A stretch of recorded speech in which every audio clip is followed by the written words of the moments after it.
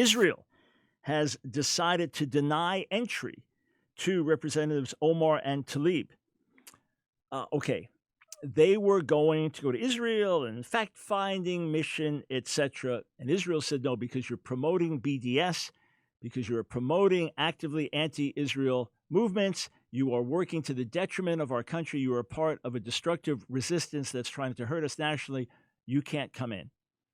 Did Israel make the right decision? Well, on a PR level, an international PR level, it makes Israel look bad. A bully that can't tolerate criticism and so on.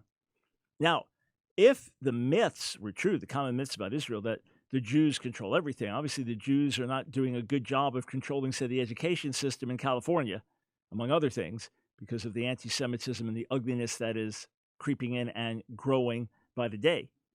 But what about just this, Israel's decision?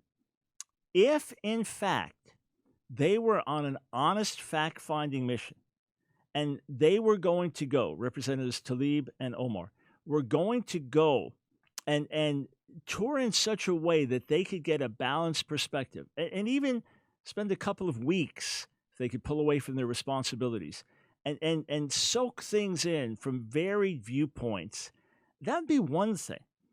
Some friends of ours took, what was about 10 young people, millennials, from a number of different nations, brought them over to Israel, and they spent a lot of time meeting with Palestinian leaders, meeting with those who were absolutely militantly anti-Israel, wide range of Palestinian leaders, outspoken government people, individuals, people on the street, one after another, to hear their viewpoint, met with Israeli leaders, met with individuals, met with those in the army, and back and forth.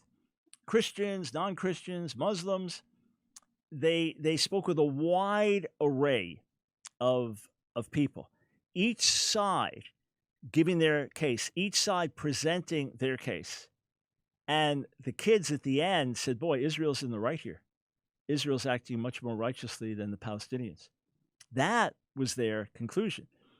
If this was a legitimate fact-finding mission, as opposed to something that's just going to be used to further fuel the fires of anti-Semitism, then I would think Israel should have let them in. Again, I'm looking at this from a distance.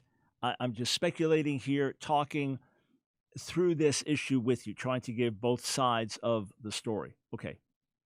But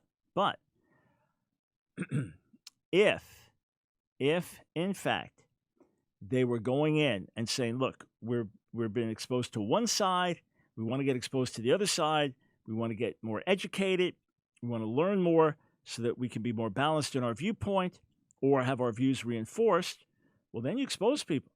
You show them both sides. You do your best to put your best foot forward to dispel myths and rumors and misinformation. If Israel is convinced that they were coming in with their preconceived notions, and whatever time they spent there was going to be used to reinforce their preconceived notions, as I've seen others do, and I'm sure people do it on all sides, and then they're going to come back saying, well, we went there and we saw firsthand, then perhaps Israel was right. I can't say, and it's not my decision. This is Israel's decision to make.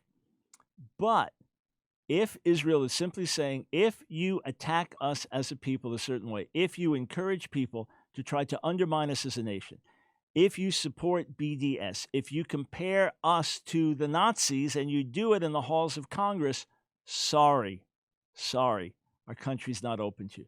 I can fully understand that.